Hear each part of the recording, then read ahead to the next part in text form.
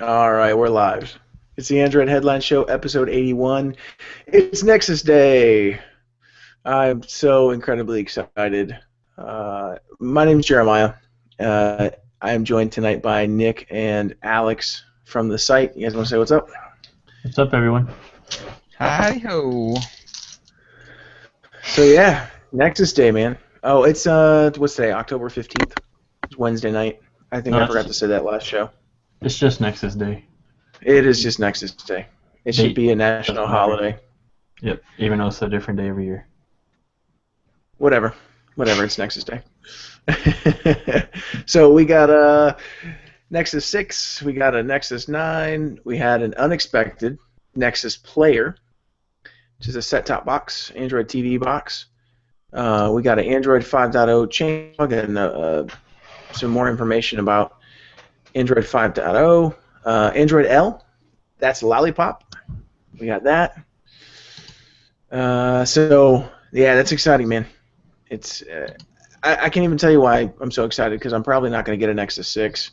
Maybe just to test it out and then sell it. I think it's going to be too big for me, but dude, I'm excited. I am excited.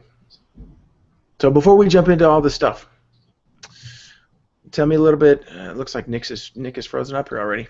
Hooray! Oh, he's eating a lollipop, so that might be why. Oh, he's eating a lollipop. I thought you were frozen. You muted your mic and you were eating your lollipop, and I thought you were frozen. That's it. Knowing my Verizon connection, I probably am. Yeah. You went Thanks, and got Verizon. a whole. I love you.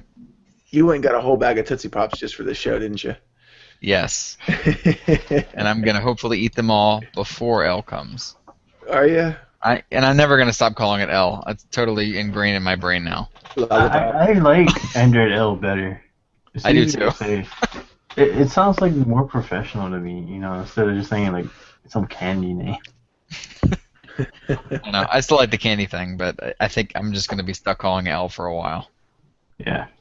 I had to keep correcting myself when writing all those posts today. I kept writing Android L. I had a hard time getting out the whole Android 5.0 lollipop. I either wanted to call it Android 5.0 or Android L. Yeah. It was weird putting them together, and that's going to take a couple weeks to get used to. Yeah.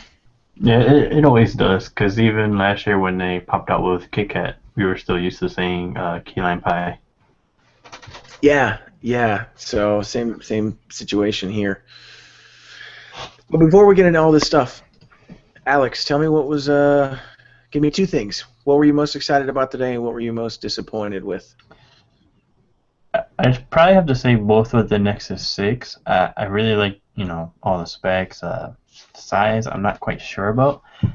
But because it is pretty much just a bigger Moto X, I think that even though it's a 5.9-inch device, it's not going to feel like a 5.9-inch device. Because the Moto X, to me anyways, it felt like a much smaller device, even though it's a tiny bit bigger than the LG G2 was. Like, overall same screen size, but overall size was a little bit bigger. Because the back is curved so much and the sides are so thin. But, Snapdragon 801, the Quad HD display, which I didn't really think Google would go for. Because usually they're a little later with that type of stuff once it matures a little bit, with the new specs and stuff. But then the price is, it's $649 for the 32 gig. I was happy to get rid of the 16 gig and went 32 and 64. But I wasn't expecting $649. I was expecting a price jump, especially when, you're looking at a much bigger display, many more, more pixels. It's going to cost more. I know the Snapdragon 801 is pretty pricey as well, but I just didn't expect $649. I'll still be getting one, but I don't know if I'll be keeping it. Yeah, and that's been the biggest issue that I've seen today is around the price. So the Nexus 6 is going to be $649 for the 32 gig version, $699 for the 64 gig version. The thing is, I think the Nexus program really got popular with the Nexus 4 starting at $299, because the Nexus 1S and the Galaxy Nexus before I went to Google Play, they were all the same price, $600+. But then Galaxy Nexus went to Google Play, I think, for like $399 a few months before the Nexus 4 came out. Yep. Or it was $299 and $350. Nexus 5 was what? I think. You know, people getting used to the cheaper prices, and that's what they want. Especially those of us that are on prepaid. Like, I think all three of us might be. I'm not sure if Nick is. Yeah, I'm not on contract, but it's it's not the same. But T-Mobile is pretty much the same. Yeah, it's basically. You just get the unlimited roaming. So Nick, what about you, man? I think for me, I almost said L again. For me, Lollipop is the most exciting thing, just because I'll probably get it, at least some kind of ROM for my OnePlus One in the next couple of weeks once they release the source, when somebody throws it on there. And then, eventually maybe I'll get a Nexus 6. I don't know, because my biggest problem, like everybody else, is the price. I, too, was expecting, I don't know, 400, maybe 500 tops, but 650s, wow. 650 is a lot of money. I only spent that much money once on a phone, and that was the Note 3, and I regretted it every single day, so... Well, that's because of Samsung. Well, that's because the phone sucked, but it was still a lot of money. I don't know. It's I can't stomach spending that much on it, especially when I got the OnePlus One for $350, and it's more or less the same specs. You have a similar size battery, a similar size device. The display quality is fine. I don't really need Quad HD. I'm sure it'll be nice. I have to say, the one thing though, I was really happy about them putting an AMOLED screen on here. You both know I'm a big AMOLED freak, and I'm sure plenty of other people do too. Shaking your heads. So bring on the AMOLED. That, if anything, that is really making me want the thing. Plus the fact that it's a huge device, and I like that. Yeah. I think the biggest reason why it's more is, I know with the Nexus 4 and 5, you could really tell Google skimped in some spots with the hardware, especially the battery. And I know the Nexus 5, the display wasn't as nice. If you compared it to the G2, the Nexus 5 screen did not look good at all compared to the G2. And, I mean, that's where they skimped to save money. And now they didn't really skimp anywhere, except for maybe the battery. I still think they could have put a bigger one in there, because I've been saying this all day, but the Ascend Mate 7 is pretty much the same size device. It's a 6-inch display as well, much thinner bezels. But it's got a 4200 milliamp battery, and Nexus 6 is only 3220. So I would have liked to see a bigger battery in there. Yeah, I think the most exciting thing for me today was seeing some of the unexpected things with the Nexus 6. Having that Quad HD display, definitely didn't see that coming. I figured it'd be 1080p. The camera, it's the same camera as in the Moto X, which has been pretty good. Moto X has been getting pretty good, some pretty good feedback on that camera. Yeah, that's not quite confirmed. I haven't been able to 100% confirm it, but I'm pretty sure it's pretty much the same camera. I mean, it's got all the same features, same megapixel, everything. So that's what I'm thinking. And it's definitely not the camera from the Droid Turbo. No, because that was 21. Yeah, this is Sony. Basically, it's the same camera as in the Z3. Yep. The same sensor. And the Z2. And I think the Z1 as well. But pretty much the whole Z series. Mm-hmm. Well, they use the same sensor. The first one was like a 13 megapixel, then they jumped all the way to 20. Yeah. But that was exciting. The Nexus player was also exciting. I don't know how I feel about the name, but yeah. I'm excited to see some Android TV boxes. We've only seen the one so far that was announced, but you can't really find it anywhere. So I'm excited to get my hands on that. The one that was kind of announced, that was basically only for Google I/O attendees that actually went to that session, because that's why Justin wasn't able to get one, because he didn't actually go to that session. He was at a different one, I think. But now we've got an actual reference device for everybody. It's what, $99? I think. Yep, $100. $100. So I'll probably get one of those just to check it out too. yeah, for sure. I was most disappointed, so much with the price of the device. At first, I was a little shocked. I was expecting it to be $499. I wasn't expecting the display to be as nice. So Google had to kind of go out of their way to get a 5.9-inch Quad HD panel. So that right there is going to cost more. So once you kind of break it down, it's a Snapdragon 805. They didn't use the 801, so they're stepping the processor up a little bit. All the way around, the Moto X is a really premium device anyways. So it's going to cost more. When you break it down, it makes sense. I'm not necessarily happy about it. I would have loved to have seen it at $499 or even $449. My biggest disappointment was the fact that Google is now in bed with the U.S. carriers.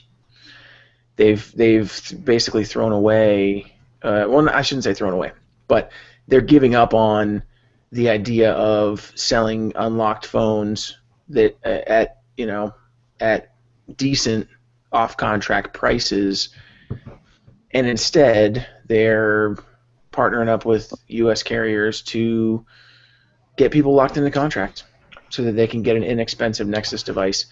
And I understand why they're doing it.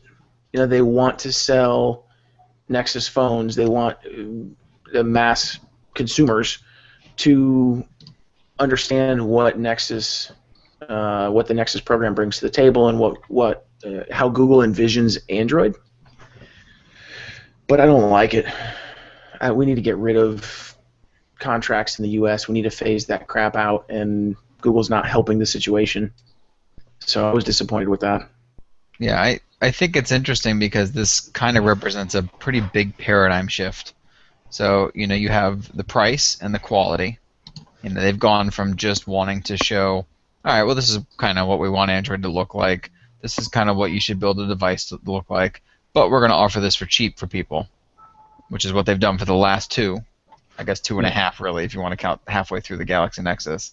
And then also you have the contract thing, where they're now, like you said, moving from the Play Store to carriers, and it's like, I don't know what they're trying to do there, if they're trying to directly compete with Apple, or if they're actually trying to make money on this hardware now, because that was always the thing before, was Google never really made money on this hardware. It was just yet another avenue to get people into Google services. From what I've been thinking about, well, I watched Marques Brownlee's video a little while ago, his impressions of the Nexus 6 and 9. Basically what he's thinking is this is like the beginning of Android Silver, all the extra premium devices, which this really looks like it's a premium device. Obviously, I don't have one yet. I've been trying to get a review unit from Google. Don't know if I'll get one. I'll probably have to buy one to get one. But it looks like a really premium device, and I don't think you're going to get one that good, especially from Google for $400. Especially now if they're it might also partially be Motorola because they need to make money. They haven't been, and with Lenovo almost taking over now, Lenovo wants them to make money too. That's why they bought them. I'm sure it's a bit of both, but that's a great point. That my first thought was, oh gosh, Google is giving up on off-con with the carrier subsidy model in the United States. That's garbage. That was my first thought. My second thought was, this is Android Silver. This is the Android Silver program without the Android Silver name. Yep. They're putting premium devices in stores. Now, it's a little bit different than what we heard about Android Silver originally.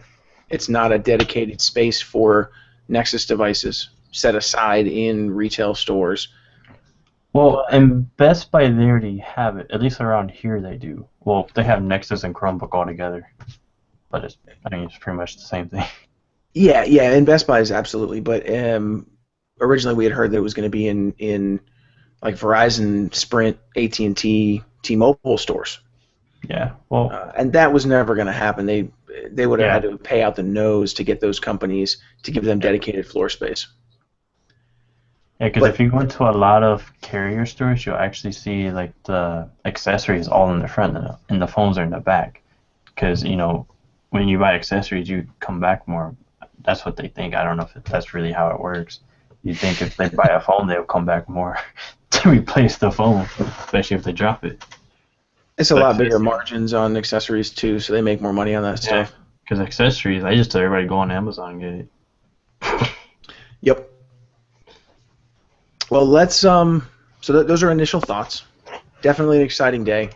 Let's dive into the Nexus 6, the Nexus 9, Android 5.0 Lollipop, and all the other stuff that we saw this week. So the Nexus 6, just to run down the specs if you haven't seen already, it's got a 5.9-inch Quad HD AMOLED display. So that's a 2560 by 1440 resolution. That gives it a 493 pixels per inch density. It's got Gorilla Glass 3 on the front to keep that protected. A Snapdragon 805. Chipset clocked at 2.7 gigs. It's got an Adreno 420 GPU. 3220 milliamp hour battery. 13 megapixel autofocus camera with it's got OIS. OIS Plus. Yes, that is correct. 2 megapixel camera on the front. You can get it with either 32 or 64 gigabytes of storage. LTE bands for basically everybody. It's going to launch with Lollipop. There's really not a whole lot else. Bluetooth 4.1. No other surprises there. Yeah. It's got a whole bunch of. Really no other surprises there. It's going to launch in Midnight Blue and Cloud White. Did you mention stereo speakers? I zoned out.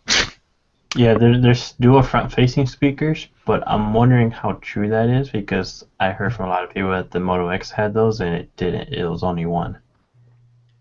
So that I'm gonna wait to, talk about until after I get one in hand to play with. Yeah, but I don't remember Motorola ever saying it was, because I remember they said it was on the G, but not the X. The G has dual, but the X has, yeah.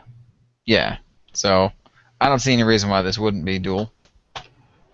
I didn't see any reason why the X wouldn't be dual when the G has dual.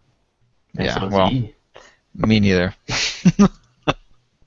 But the camera is a front-facing camera, so yep. Good on Motorola and Google for doing that. That needs to be a thing going forward. You mean camera, the speakers? Speakers, yeah, I'm sorry. Speaker on the front, I said camera. Speakers need to be on the front. Speakers on the back are garbage, and speakers on the bottom are really not that great either, so that's good. The Nexus 9 has front-facing ones too. First tablet since, I think, the Nexus 10 to have them. Because Samsung used to put them on the front all the time, but now they've moved them to the sides, which I really don't like. No, put it on the front so it's facing the person. The original Note 10.1 had them on the front. Well, it was basically a Nexus 10, but with TouchWiz and S Pen. And I don't know what tablets before that, because I didn't really use any Samsung tablets before that one. But, those are all front-facing speakers. I have no idea why they moved them to the sides or to the back. Because I think Nexus 7 was on the back, right? I think both of them were. Yes. I believe so, yeah. They were both on the back because they were... Yeah, the second Nexus 7 had them, like, here, but the first one had a bar, like, right here. Yep, right on the back. Yeah. So we got a question here. The Nexus 6 is not water-resistant. You know what's interesting about that is in that little montage video that they put where they're like Android whatever, they have some kid launching it into a fish tank, and I saw that. I'm like, wait a minute. So there's we're not hearing that it's water resistant at all. There's no IP certifications. Nothing is listed. But in that video, the kid definitely takes it and chucks it right into a fish tank. Straight up dunks it in there. Yep. So maybe it is. We can't confirm or deny because there's nothing listed anywhere we've searched. It does appear to work for at least 3 seconds after you dunk it in water, according to that video. So your mileage may vary. Yeah, before the frame cuts, it's still working. Also, it's important to remember on other devices, they put like a water-resistant coating on it. So, like, if you're walking in the rain or whatever, you don't have to worry about your phone getting messed up. But that's not water-resistant. That's correct. I mean, it is, but it's not like Sony's water-resistant. And where we don't have You flaps should. over everything, I don't think it's going to be water resistant. Yeah. No, no. I'm curious about that. It was pretty crazy. Kid just threw it in the fish tank. But Yeah. we also had a question Google about was just trolling us again. Arun was asking. Okay, so about the speakers, are those true stereo speakers and mono sound from both speakers in the same volume? So we don't really know the true speaker configuration yet. It is a front-facing speaker. It might be two, whether it's stereo sound or like on the OnePlus One, you got two speakers on the bottom, but they're mono. We don't really know yet. So we'll update you on that once we get the device in hand.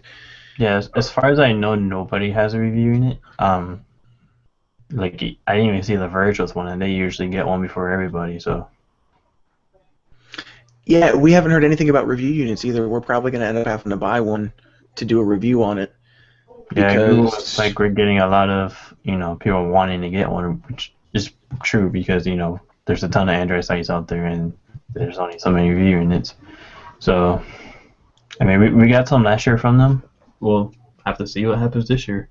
But I'll most likely be buying one anyways because I don't want to stick to just a 2-week review period. Right. So those are the specs. That's the basic rundown. But there's a lot going on with this phone, man. It's essentially a big Moto X Yep. with a better screen. It's kind of the Moto X Plus, Moto X Plus One. I think Moto we saw X, that on. XXL. Yeah. It has the same like flash disbursement ring on the back of it. That thing is awesome. It's got wireless charging. We were able to confirm that. And Moto X doesn't have that, which sucks. Yeah. System I was happy to see that with the 360 Nexus does. 6. Yeah, because I was going to be surprised if it didn't, since the 4 and the 5 both had wireless charging. I was up the internal storage. So we've got 32 gigabyte and 64 gigabyte options. No 16. Yeah, thank God. Yeah. In this day and age, even if you're streaming everything, you're streaming music all the time, but Spotify, Play Music, All Access, all those will let you cache music locally for when you don't have a data connection. Yep. But you got a 16 gigabyte phone, you're not storing very much on there. So. Yeah, because even with the Nexus, you're going to have about 12 and a half gigs free. That's still more than what you'd have on like a 16 gigabyte G3 or a S5 or, well, Note 4 doesn't come with 16 gigs, but because of the skins, there's a lot more storage being used. But even 12 gigs usable, that's not a lot. It's nothing. So, but yeah, I mean, it's exciting. The phone is giant, though. It's bigger than a Note 4. Like, it's bigger than a 6 Plus, which is impressive. No, it's the same size. At least according to Marquez, he said it's 159 millimeters tall. It might be a little bit wider, but yeah, it's basically the same height. I think it's like 0.001 inches taller or something. Like basically not worth mentioning. He said they're both 159 millimeters, so that's what I'm going by. I saw the 6 Plus when I was in New York last week. I went to the Apple Store because it was right there, just to check out the 6 and the 6 Plus. Man, the 6 Plus is huge. I put my G3 is smaller than the 6, and it's like almost a full-inch bigger screen. Yeah, a buddy of mine has one, and I was playing with it. It's giant, man. It's nice, but it's massive. So much bezel.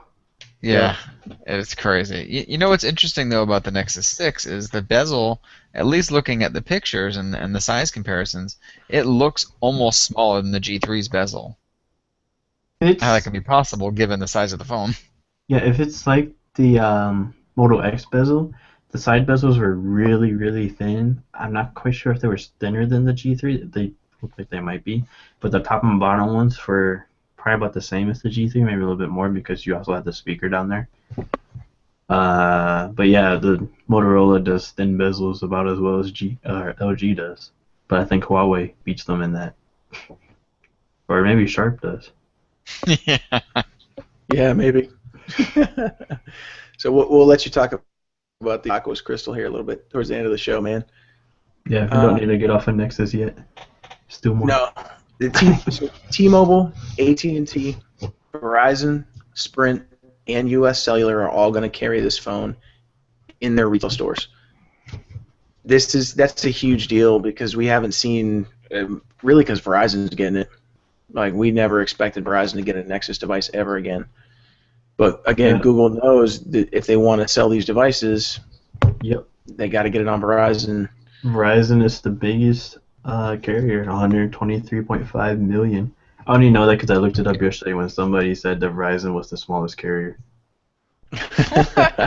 So I looked up numbers to prove them wrong. But yeah, 123.5 million. That's a lot of people that you're not selling a device to. I mean, yeah. So Sprint and T-Mobile are both around 50 million, and I think AT&T is just barely over 100 million. But I gotta say, I was surprised when I heard Verizon was going to be carrying it because after the Galaxy Nexus, I didn't think they'd get another one until they went full VoLTE. Yep. Hopefully they don't interfere in updates. Sprint, That's what I was going to say. I wasn't as surprised with Sprint because they're really tight with Google. Like, they're in bed with them. They've been in bed with them for quite a while. Just look at their Google Voice integration before Hangouts. Yeah. And I had the Galaxy Nexus on Sprint when that was out. They were slow, but they weren't as slow as Verizon. I think the Jelly Bean 4.1 update we got about 2 months after the GSM version, but Verizon was like 4 months after. It was like everybody was getting 4.2 and they were just not getting 4.1. So. Yeah, I'm wondering if Google made a deal with these carriers, sort of like how Apple is able to just push out updates. You know, no matter what the carrier is. They have to, man. They have to. It's the Nexus program. They have to be able to. They have to have had worked out some kind of back-end deal where they get to push the updates out to these devices with bypassing carrier approval, or at least working very closely with carriers for approval to make it happen quickly. Yeah, because how much does Apple do it? Looking at the Nexus 5 that was on Sprint, well, right now, basically, all the updates, 4.4, 0.1, 0.2, 0.3, and 0.4, Sprint got them like within a couple of days of the GSM variant. So I don't know if that's because, Sprint and Google were best friends or some kind of deal was made for them to get it. Because the unlocked Nexus 5 from the Google Play Store also worked on Sprint, even though Sprint didn't want to sell SIM cards at first. So we might see that same thing with Verizon this year, which I really hope we do.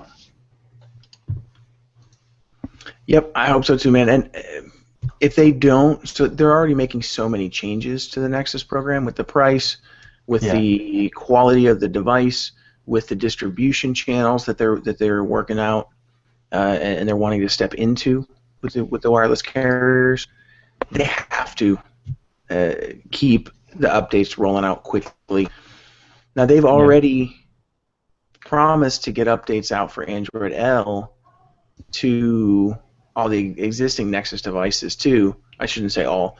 The Nexus 4 and forward.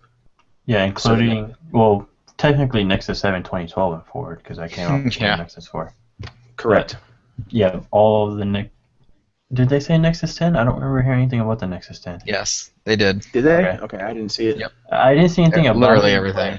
It should be there because it came up with the Nexus 4 and after the Nexus 7 2012. So basically, both Nexus 7, Nexus 10, Nexus 4, Nexus 5. The GPEs, I don't think they said any of them weren't getting it. So that's what the S4, HTC One M7, M8, the Moto G, the G Pad, the Z Ultra. Is that the only all of them? Sounds right.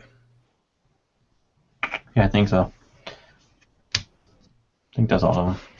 And they also said that Motorola said that they're going to push the update out to like the new Moto X, the G, the E, all the droids on Verizon, the current droid line, the Ultra, the Max, and the Mini, whatever the other one is.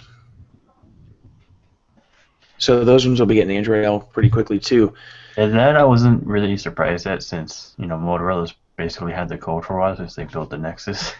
And Yeah, Motorola's been super fast with updates. I mean, last year they beat the Nexus 4 in getting KitKat out. Yep. And they got it on Verizon at that. Yeah, I've been really impressed with their update schedule. That's why I'm not worried about, buying a Moto X and not getting, updates, because you're going to get them probably before the Nexus 5 gets it. Yeah, you're almost buying a Nexus device when you buy a Moto device at this point. Yeah, basically, it's a Nexus device, but you get some of the extras in forms of Moto's apps, which, if you don't want them, you can uninstall them, which is the best part. Wish you could do that with other skins. Yeah. Hopefully this kind of heralds in a new era of quick updates from for Android devices on carriers, because they're going to have to work closely for the Nexus devices. Yep. So while we're talking about updates, HTC also said, I think it's the M7 and later, is getting Android L or Lollipop within 90 days of when the source code drops. Hasn't dropped yet, so the 90 days haven't started. That'll probably be around November, like the first week of November, because that's the Nexus 6 comes out the 12th, so probably be around that time. Yep. I know new dev previews are coming out Friday, so that's not the full Android Lollipop. So I wish it was though. Yep. Yeah, but yeah, new developer previews will be out on the 17th. The Lollipop SDK will also be out, an updated SDK on October 17th, and at that point we'll start seeing some custom ROMs and stuff. Yeah, they won't be stable, but they'll be there. But yeah, they'll be built, just not drivers. I wouldn't flash on anything but that's already running stock Android. So like the Nexus is the 1+1, pretty much it. At the very least, I don't even know if I would do it on the 1+1 because it's Google doesn't do it. No, it's not going to be very stable at all. I'm going to run the dual boot thing. I don't know if you guys have ever experimented with that or not, but I will try it out just for this. Yep. And I mean, it's easy enough to an Android back up and switch back and forth also, but I haven't tried out the dual boot thing. Yeah, I always forget to do it in Android. And rooting and unrooting the G3 is such a pain. So that's the Nexus 6. Overall, we're impressed. It's giant. I'm going to hold off until I can get my hands on one. Maybe I'll go into know why it's a Shamu. Yep. I'm going to go into a carrier, go into a wireless store. I've got some buddies who work locally who work at Verizon, so I'll go in and get my hands on one of those and actually hold it, see how it feels before I make a decision on buying one. I'm happy with my 1+1, so I'm not in a hurry. Yep, same here. I hope if I pre-order on the October 29th, I don't know if we mentioned that, but Nexus 6 pre-orders are the 29th and Nexus 9 is the 17th. This Friday. Yep. So I'm hoping if I pre-order, it'll be here before it goes to stores. Because I want to get started on that review process before I get backed up on other devices. Yep, it's getting to be a busy time. So. Yep, always is this time of year. Well, yeah. So Nexus 8 pre-orders on the 28th. Nexus 6 pre-orders on the 28th. Mixing up my numbers. 29th. Too many numbers here. All the numbers. Just throw all the numbers up in the air, and that's your. Yep. At some point, it'll go on pre-order. 28th is another Motorola device. Yes, we'll get into that too. So the Nexus 9 pre-orders are Friday, October 17th. And this was not a surprise at all. No, we saw this so many times. Yep. But it is nice to see HTC get back in to the tablet game. And they make great hardware, so this was exciting for me as well. They make really great hardware. This is the first one that they've done since the Jetstream, which was Gingerbread. It wasn't even on the Android version that was made for tablets. Well, it didn't launch on it. I think it got an update to Honeycomb later on. Yeah, but it still was not a good tablet. So I never used it, so I don't know personally, but I've heard horror stories. Yeah. So the Nexus 9 is an 8.9 inch IPS LCD display. I always stumble over that, man. It's got a 2048 by 1536 resolution. Gorilla Glass 3 on the front, 16 and 32 gigabyte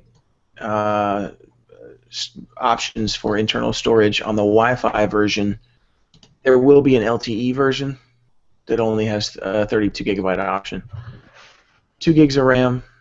This is running on the Tegra K1 64-bit chip, which is exciting there too. What I was surprised at, you said 2 gigs of RAM, right? 2, yep. Is that it has 2. Nexus 6 has 3. But Yep. then Nexus 9 is 64-bit. Nexus 6 is 32-bit. Yeah, it's bizarre.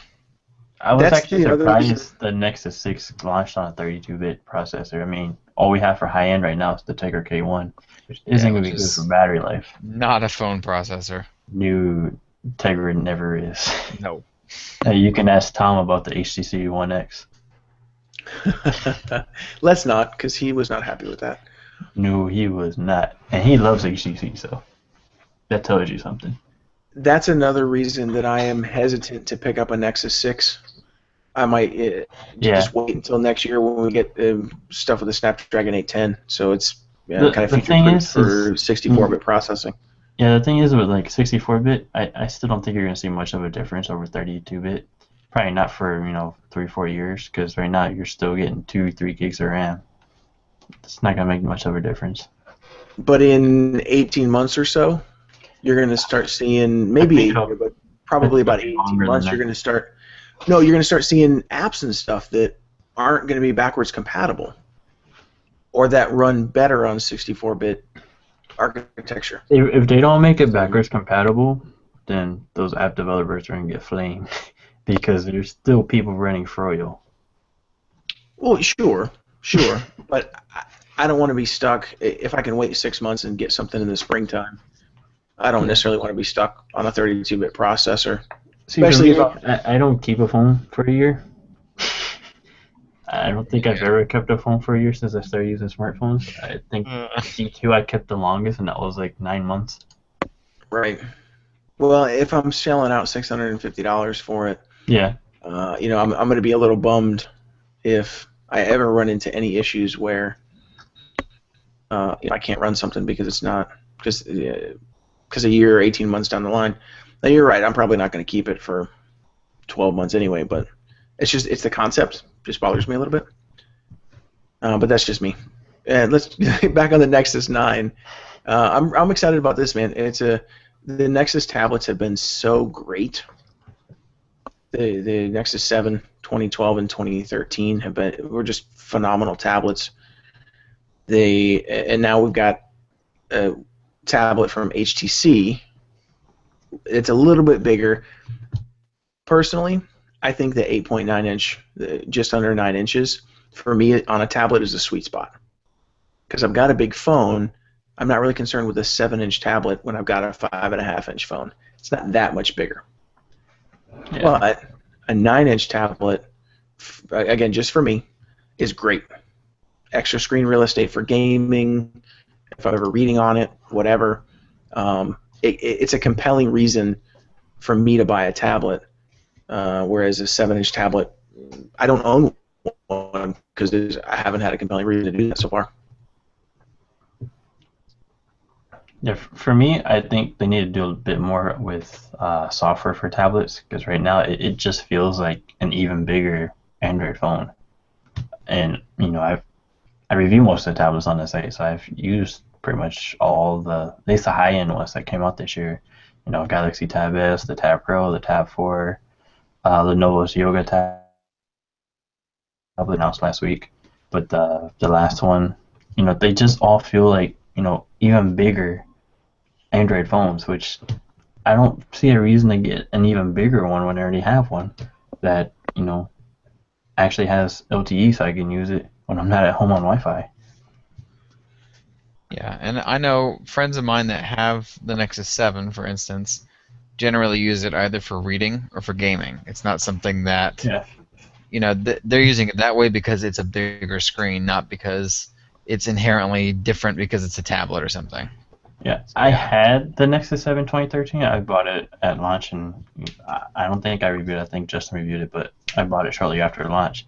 And I used it for like about a week or two. After that, it pretty much just sat on my desk and I charged it up, then it just sit there on standby and die, and then it would be dead for like a month, and I charge it up again, and it just never got used. So I sold it and never really looked back. It's like, why keep a device that's not getting used? Might as well sell it to somebody that'll use it. Yeah, it'll be interesting to see if I was called L again. If Lollipop takes better advantage of tablet real estate, because yeah, you're right. It's at a 9-inch display. This is a much more, I guess, capable tablet than the Nexus 7. I don't want to call Nexus 7 it's bad also at all because it was the opposite of bad. Yeah, It's it's also much more powerful. I mean, Tiger K1 is a lot more powerful than the S4 Pro. Yeah, the Tiger K1 is a beast, and it's going to be really interesting seeing this thing in gaming because it's pushing near 360 PS3 level of graphics. Yep. So we're talking just last generation of consoles on your tablet, that could be really excellent for people who like that kind of gaming. Grab a controller, get a stand for that thing, use it as a really nice portable gaming system. If you're looking for a good controller, the Muga Pro, I think is the last one. That one's a really good one. I think both Justin and I reviewed them because there's the Pro and then there's the Hero one. Those are really nice, and it has a built-in battery so you can charge your phone or tablet from the controller. Also has a stand that comes with it. That's really nice. Yeah, and NVIDIA is going to be pushed into gaming too, given the fact that they're NVIDIA. Yep. I mean, you could probably even get the controller from the Shield tablet and use it on there. I think it's just the same Bluetooth as. Oh no, it's Wi-Fi Direct. So you probably could still do it, but it's not gonna be Bluetooth. And this is also coming at a time when tablet sales are falling off. People are buying bigger phones and buying less tablets. So we'll see. It's going to be a great device. We saw leaks and stuff, I think mostly out of the Android police, about Google working on some type of multi-window program, kind of like Samsung's multi-window. LG has one as well, but I don't think it's as good as Samsung. Samsung's been working on it longer, obviously. I think they were the first ones. Yep. I haven't seen any of that in Android L so far, but we haven't really seen much of Android L or Lollipop since, other than what we saw Google I/O and what we've seen on the Android and Google sites right now. Hopefully that's there, because that'll make a big difference, but I'm still waiting on more, tablet optimized apps. I mean, like, you open up the Twitter app and it's just, one tweet for the whole length of the screen. It's like, there's so many more better ways that you could use the rest of that screen real estate. Yep. And the Nexus 9 is what, $399 starting? Yeah. Yep. For the 16 gig Wi-Fi version, I think the 32 gig is $50 more, $449, and then the LTE version is like $529 or $549, something like that. Over $500 for the LTE version. And if you get the LTE version, just pop in a T-Mobile SIM and you get 200 megabytes of data free every month. Yeah. Yep. Which is a nice deal as well. I mean, it's free data. You don't have to pay for it, so might as well grab it. If you don't use your tablet very often, when you're not on Wi-Fi, it's perfect just to grab it real quick in a situation where you need it. Technically, it's unlimited, but it's 200 megs of LTE, then it's Edge, which you probably don't want to use for a tablet. No, it's worthless, essentially. You can still get on Twitter, but that's about it. I think T-Mobile's Edge might be one of the fastest ones out there, though, when you compare it to like 2G on the other networks, which is still sad. So you mentioned some of the changes that hopefully Lollipop takes, will be able to take advantage of the extra tablet real estate. Alex, talk to us about the new Android 5.0 stuff, because you wrote up the change log when that came out. Yeah, there's a lot of changes here. There's like 5,000 new APIs. Wrote this up so long ago, I gotta relook at it to see what it's all about. It's okay, man. I can run through it. I've got it pulled up. Yeah, I got it pulled up right now too. So we got material design, and that's actually what I'm really most excited for. The picture I have on this article shows the new version of Gmail. If Chrome would ever load the page correctly. But it shows the new version of Gmail, which looks really nice with like the tinted status bar and everything, which I've always liked that. Which is one reason why I always use Expose to get that. A bunch of new stuff with notifications. The big stuff with battery is they added a battery saver feature, which is different from, what was the name of that project they announced at Google I/O? Volta. Volta, yeah. But this one will extend your battery or your device's battery life for about up to 90 minutes. Think of it like ultra power saving mode in the S5 or stamina mode in most of Sony's newer devices.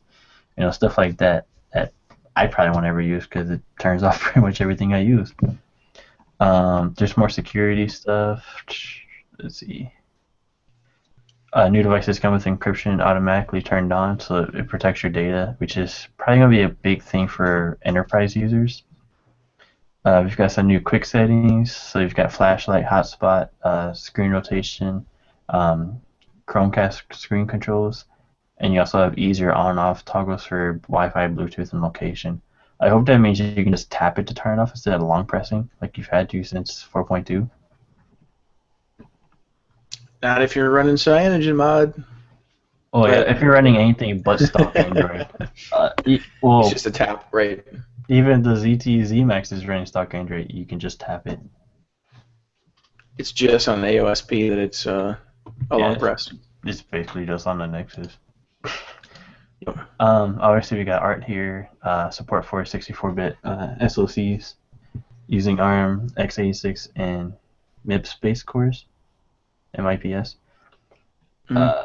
We got 64-bit native apps like Chrome, Gmail, Calendar, Google Play Music, and probably all the Google stuff, all the Google apps.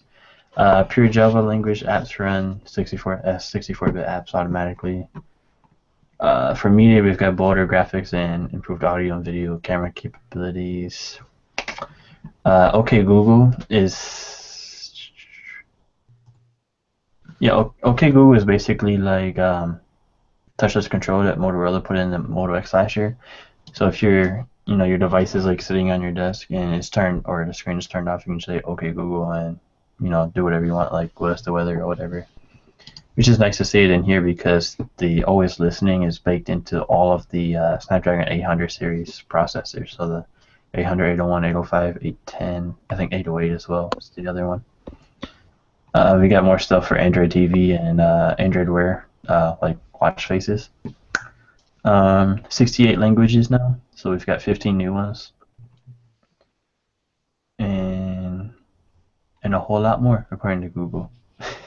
Yeah, and we don't have a full rundown on everything yet, but...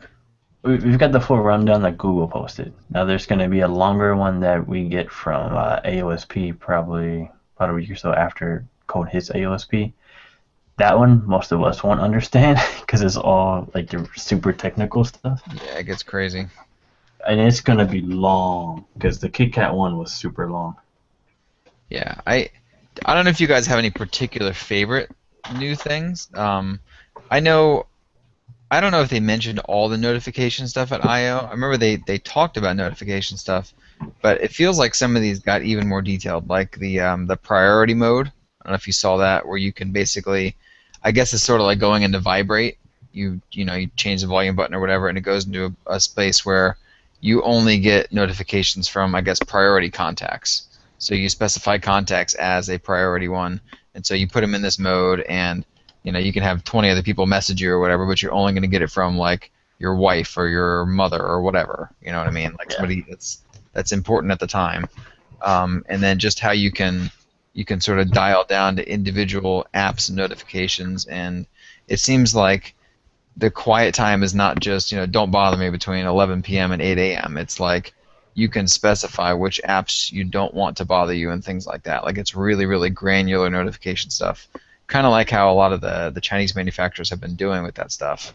Yeah, the Moto X has the downtime like that. I don't know if it was like that in the first one, but I know the 2014 version you can... the new one, yeah. You can set certain apps, or when certain people call, or if they call like 3 times in like 10 minutes, it'll wake you up. Yep.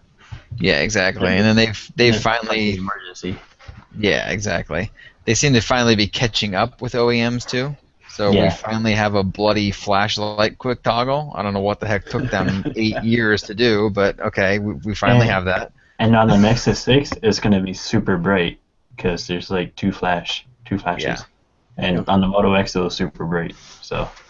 Yep, and then you got the double tap to wake, and then I guess on some phones it also kind of like how the Moto X has the what the heck is that adaptive display thing? You just pick it up off the table and it shows a little thing. Active notifications. Oh, it's Yeah. Moto display now. Yes, motor display. Yeah, it was active They've updated display it. before. Yep, you mentioned the OK Google stuff. For me, obviously, the camera stuff is really, really excellent. So that's one of our questions up here too, the new camera API stuff. One of the biggest differences between iOS and Android for the longest time now has been that iOS lets developers really tap into more individual settings. Just picking different parts of. Sorry, my brain's not working. Different parts of the picture that you can adjust specifically. So it's not just, okay, take a picture or maybe switch to HDR mode or whatever. It's being very specific about changing your ISO, changing your capture speed, all that stuff. This introduces more RAW formats. So the YUV and Bayer RAW and a couple of other tools like that. It says capture full resolution frames around 30 frames a second. I'm assuming that's burst mode. So we're going to get literally 30 frames in a single click of the shutter, and on obviously hardware that supports it. And then just a lot of other information, noise models, things like that, stuff that really pisses me off about smartphone photography. It seems like we're going to be able to finally get rid of some of the garbage that some of these manufacturers like to shove on their devices and just ruin their cameras with. And Steven also asked about some of the other stock app changes in 5.0 and the new messaging stock app. He's asking about the stock messaging app. It's not replacing Hangouts. It's there for those that don't want SMS in Hangouts, so they don't have to download a third-party app. That's basically all that is. It's not getting SMS out of Hangouts. It's just giving you an option, which is basically what Android is all about. Yeah, and I think it's also important to note that, at least as far as I understand, messaging is still open source, whereas Hangouts is not. Yep. So that's a distinction that they're still trying to make, is we are leaving an open source version of messaging in here, whereas if you want to use Hangout, that's fine, but we're not releasing the source code for that. And the icon looks really nice to me anyways. The whole thing looks nice. I like the purple. Oh yeah, that is the messaging app. I saw it in some video. I didn't even know what it was though. I'm tempted to use it just because I like the purple. Yeah, I like the purple too. Get you just whatever third-party launcher that you're using should let you change the icon. Yeah, that too. Just swap the icon out if you want to. Yeah, but I like the icon. I don't want to switch it out.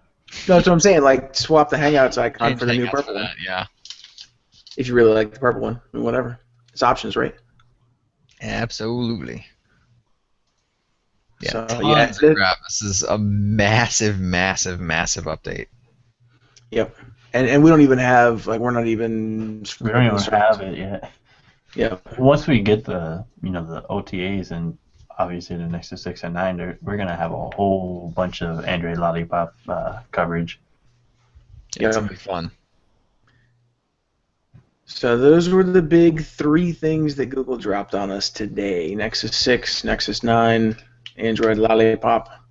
Yep, There's a whole bunch of really... They dropped it on their lunch break, right at 12 noon. Right at 12 o'clock, which was like 9 o'clock on the West Coast, but whatever. They had just gotten up. They got up, got to work, like, oh, publish. Yep, pretty much. Made my lunch get cold. Thanks, guys. Yeah. But there was some other stuff that happened this week, so let's jump into that.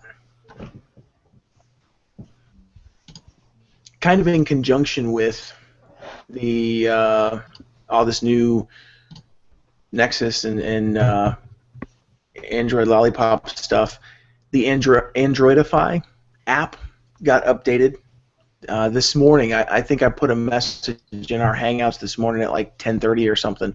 It was just before Google hit publish on their blog post for all the Nexus and Lollipop stuff. But they Nexus updated. spam. Yeah. But they they updated the Androidify app. There's a whole bunch of new, really cool Android videos with little Android figures that look like they came right out of the Androidify app. So they updated that app as well with some new features. You can make new characters. They have new ways to customize them. You can make them like laugh and dance and throw up a peace sign like in one of the videos. And so I thought that was fun. We haven't seen an update to that since I think they rolled that out in 2013. So it's been like a year and a half. Before we get too far away from the Nexus stuff, Frankie's asking about the Nexus player and if it'll be able to sideload apps. I'm pretty sure it will be able to. I mean, it's running Android. It'll probably get rooted pretty soon. It's a Nexus. I'm sure it will be. Yeah, and we really didn't dive into that too much because it's Android TV. We've already pretty well covered Android TV. Well, that and at least I didn't see a whole lot about Nexus player today. It was mostly about the Nexus 6 and 9. Yep. But I mean, obviously, I was super busy, getting all this stuff out there. There wasn't a lot of details on the hardware or release dates or anything. Just that it's going to be $99 and it's running Android TV. It'll have Chromecast support built into it, the whole nine. Yeah. All the stuff that we know about Android TV already. Yeah. I was surprised we didn't hear anything about like Android Auto, like third-party solutions that you can get and put in your car, which I'd really like to see. Google did make a mention of that with some of the Android Lollipop stuff. Just in passing, they were like, "Hey, I forget what it says on the 5.0 Lollipop site. Something about Lollipop being for more than just phones. It's on wearables, in your car. It's on your TV. It's everywhere." Yep. But that was it. There was no real mention of anything specific. Yeah, it just says screens big and small. Yep. And then, like you said, the specific little TV watch, whatever. Yeah. Yep. We also mentioned this a little bit earlier as well. Verizon's getting ready to announce the Droid Turbo on October 28th. So the Motorola Droid Turbo is the same size as the Moto X. No, it's not. Oh, yeah, Moto X, never mind. Yeah, the new Moto X, 5.2 inches. Yeah. But it's on steroids, man. QHD display. It's got a 21 megapixel Sony camera sensor in it. We're assuming it's a Sony sensor. Yeah. So I think you're going to be at that event, Alex. Yep. It's also got 3 gigs of RAM and 3900 milliamp battery, which is like 700 milliamps more than the Nexus 6, and it's like 0.7 inches smaller. So that battery is a friggin' beast. Yeah. I can't wait to play with that thing. The user manual says that the battery, it'll last 2 days. That's what the Droid Max was last year, and it really lasted 2 days. I mean, I used it on LTE pretty much the whole time I had it for, reviewing it. And I was getting like, 6, 7, 8 hours on screen time on LTE. Obviously, that diminishes over time, just like every other phone does. Like, my G3 doesn't get as good battery life as it did when it launched. But still, that's some pretty killer battery. Yeah, so I'm a little bit jealous of Verizon customers on this one. So, because the Droid was looking very nice, but it's the same thing that Verizon has done with Motorola in the past. Yeah. What they're doing is Moto X and beef it up for the Ultra and the Max. Yeah. What they're doing is they're combining the Ultra and Max into one phone, and it's about time they did that. I mean, I understand why they did 3, so they had a $99, $199, and $299 price points there. But if you're spending $199, you might as well spend the extra $100 to get that big battery, and the Kevlar back instead of that glossy back the Ultra had. Yeah. The Kevlar is much nicer. Yep. So that's just to kind of wrap up some of the Motorola stuff from today. What else? Sony announced the Xperia Z3V for Verizon. We touched on this last week because you were in New York for a couple of events. Yep, and when we did the podcast last week, we didn't really know what the event was for. We pretty much figured it was, hands-on for the T-Mobile Z3, but that's not what it was. They came out and No. basically said, we're partnering with Verizon, and it was like, huh? And then they came up with the Z3V. It's like, cool, Sony's on 2 carriers here now. Like, we haven't seen that in a long time. It's the Z3V is a little, like, confusing, I guess I would say. Basically, the hardware is the Z2, but the software is Z3. And I guess they're calling it Z3V because the Z3 is what's coming out right now. It does have wireless charging. It's a slightly bigger battery, but it's only a day and a half battery life, and the Z3 is 2 days. I don't know what to make of that, but there's that. Yeah, it's closer to the Z3.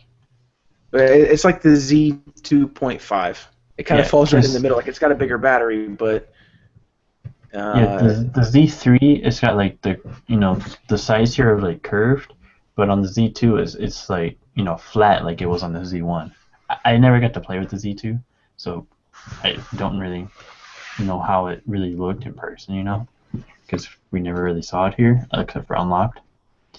But yeah, that's what a lot of people were telling me is it's looks like a Z2, a little bit like a Z3, but mostly like a Z2.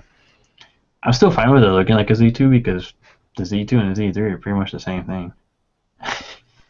And the from what I read, yeah, they're pretty much identical. From what I read, the internals and everything are the Z3, but they had to put it in the Z2 casing because the battery was a little bit bigger. Yep. So the internals of the Z3 is the Z2. I mean, still 3 gigs of RAM, still Snapdragon 801. I think the screen might be a little bit smaller on the Z3, like 5.15 versus 5.2. Same 20.7 megapixel camera, which is in the Z1, 2, and 3. What else? Everything's the same except for the battery, which is only 100 milliamps bigger, but it's also got wireless charging. So there's that. They showed us a couple of their wireless chargers. They have one that's like completely wireless. It's basically like a battery pack that you just put the thing on there and it charges so you can carry it around. I don't know if you'd really want to carry it around. This isn't the actual one, but just a demonstration. Right. It's still pretty cool. It's about the same size and thickness as the Z3V, so it's just like holding 2 Z3Vs while you're walking down the street or whatever. It's a nice device, and I'm excited for it to hit Verizon on the 23rd. Yep. So yeah, that's drops on the 23rd. Verizon will have a really great Sony phone. They're gonna have some really great phones. Yes, this fall Verizon has some really good phones to offer. Droid Turbo, Spirit Z3V, Nexus 6, Moto X, Galaxy Note 4. I mean, they got everything.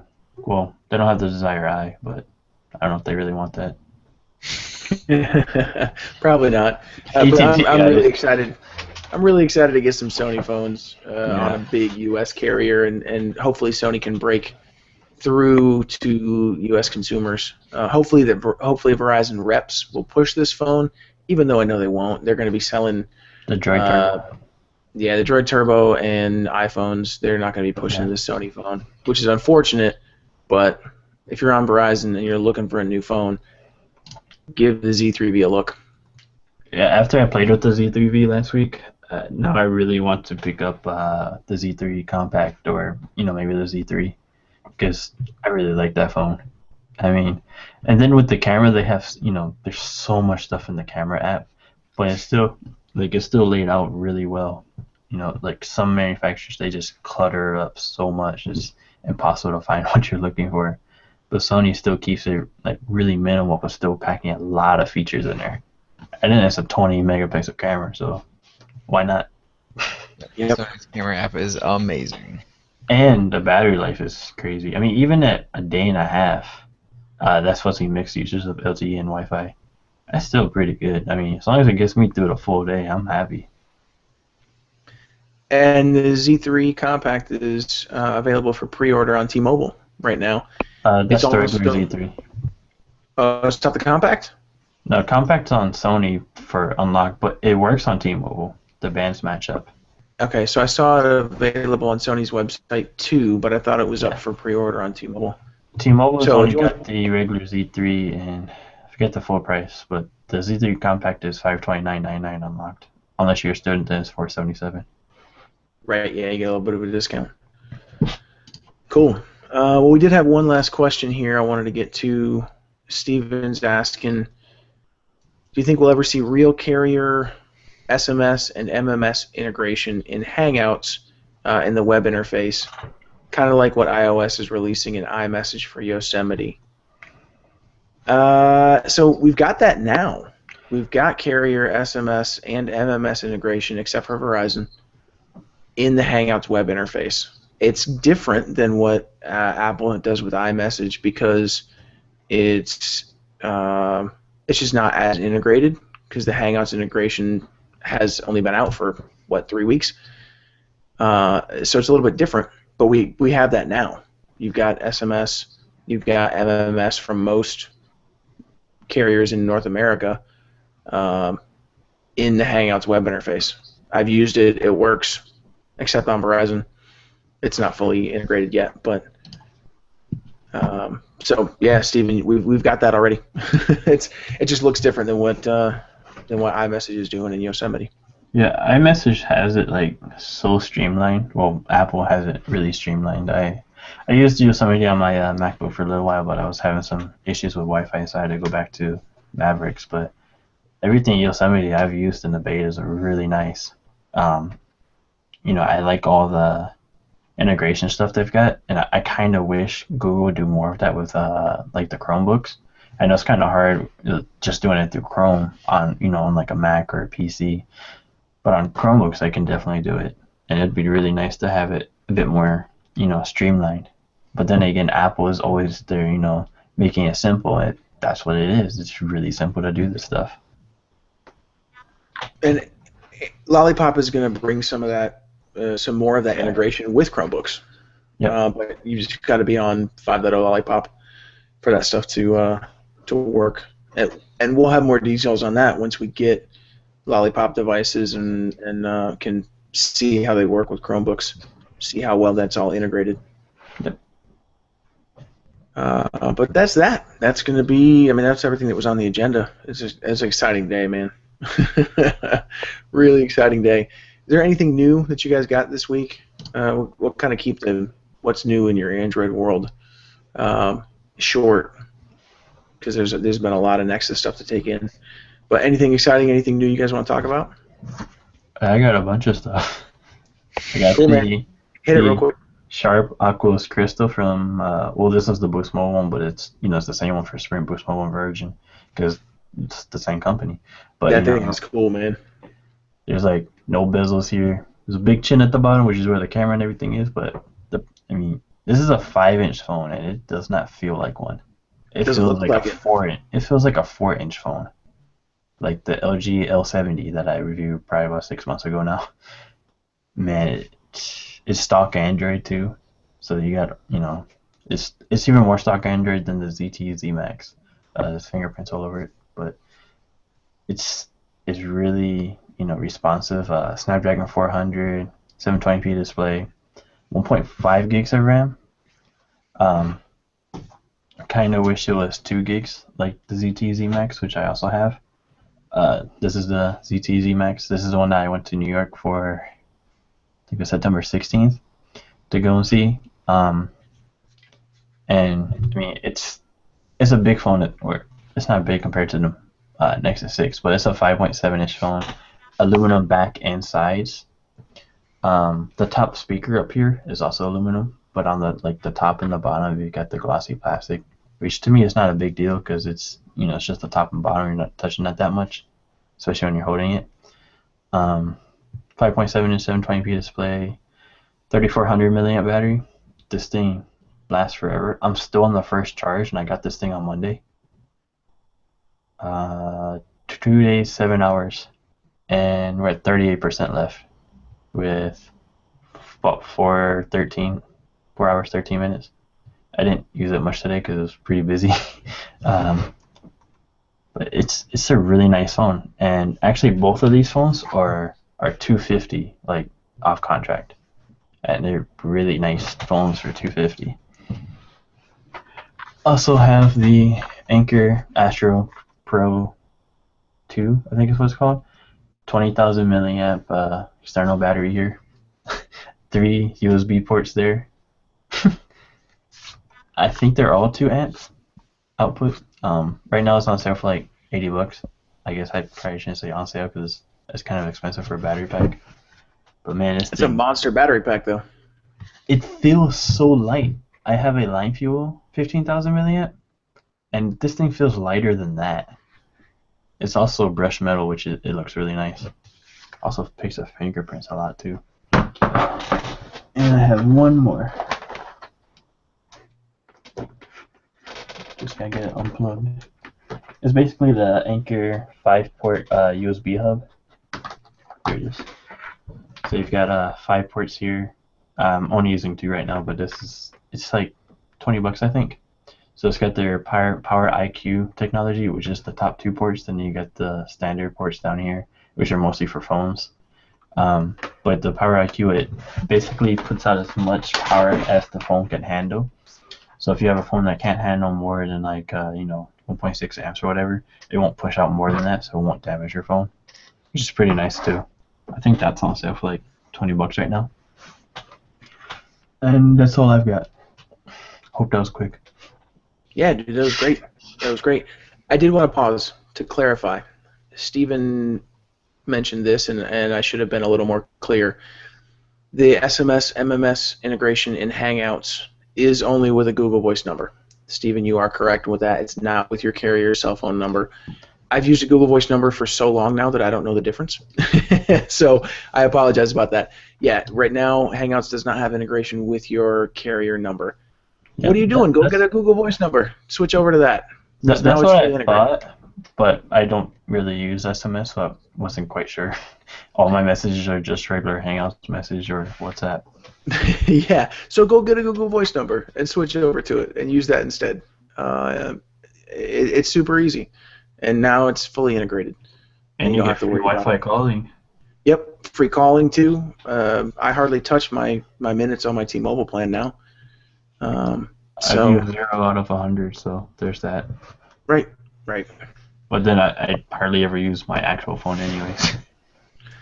I don't know when or if Google will ever introduce full integration with your carrier's number.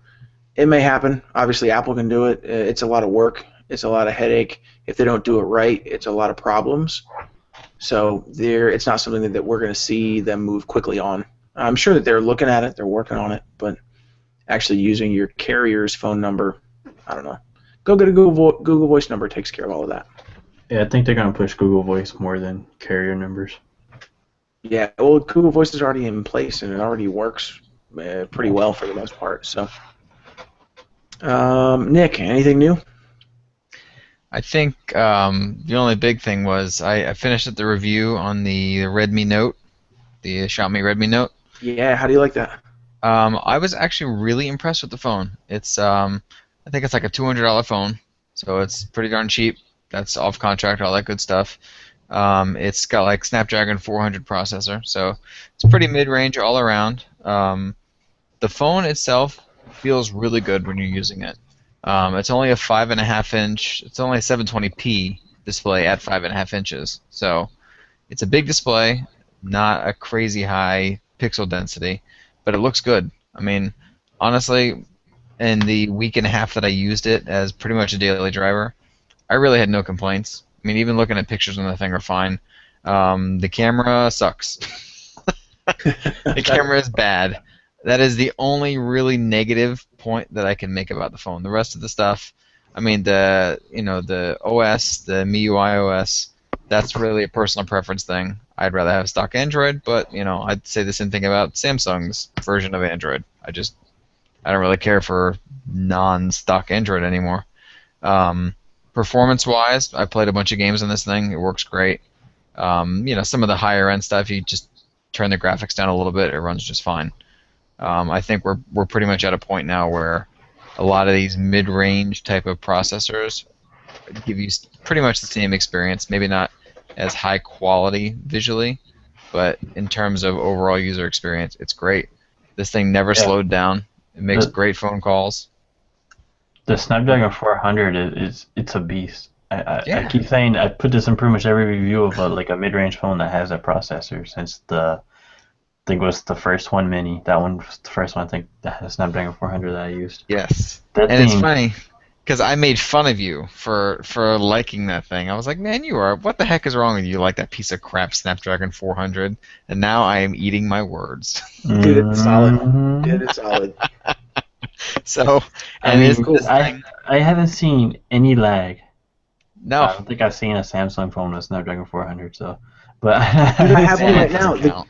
I have the Galaxy Avant with the Snapdragon 400. Now, it's a lowercase q HD display, so the display is garbage. But again, it's quick, it's snappy. Like, I don't have any problems. It very rarely lags, and that's running TouchWiz. So yeah. the Snapdragon 400 is great. The Snapdragon 400, I don't think I think it's like a higher mid-range processor. I don't even know if that's Gotta the thing. be. Because I've used processors on MediaTek and especially some of the Lenovo and Acer stuff, and I haven't really had any complaints about theirs either. Obviously, when you're playing games like Dead Trigger 2, it's not going to be as good as like a Snapdragon 800, but you wouldn't expect it to because it's a lot cheaper. Yep. But every day to day, Twitter, Google Plus, all that stuff, it's perfectly fine. The Snapdragon 400 is really good for. I don't know if I could say it's really good for gaming, but it works well for gaming. It's decent enough. Yep. Yeah, Especially at the price you're paying.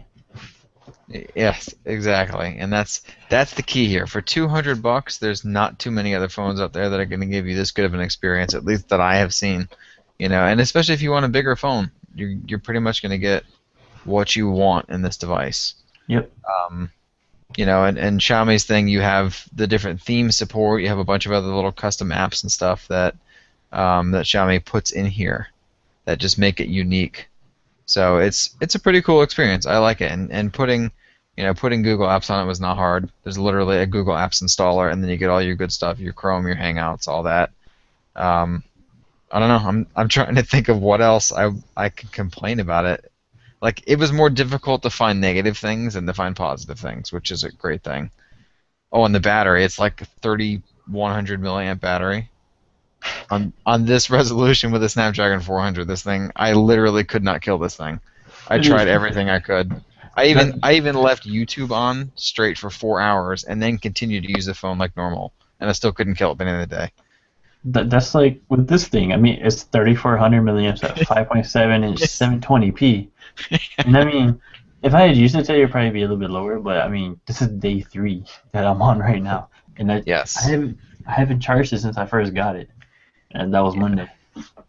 Yeah, I'm really looking forward to the MIUI 6 update on this thing, because 5, I don't really care for the style too much, but 6 is much nicer.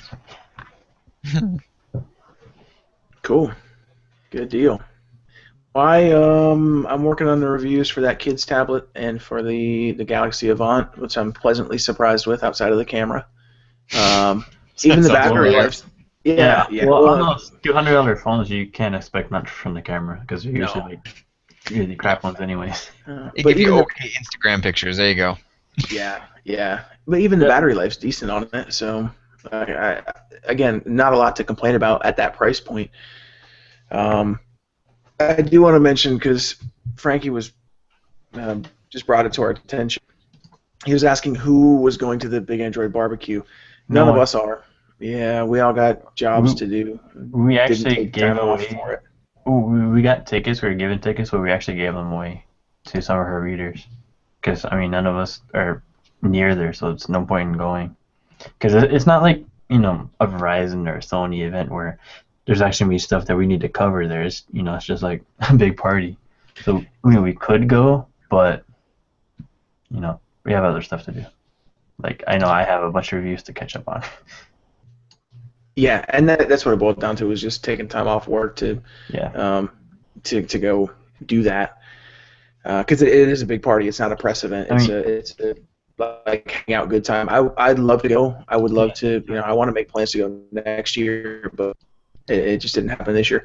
Apparently, I was listening to, I don't remember what podcast, but apparently they're getting ready to do next year, looking at doing some satellite events, and they're going to be doing one in Washington, D.C., which is only about 3.5 hours north of me, so I might go to that one.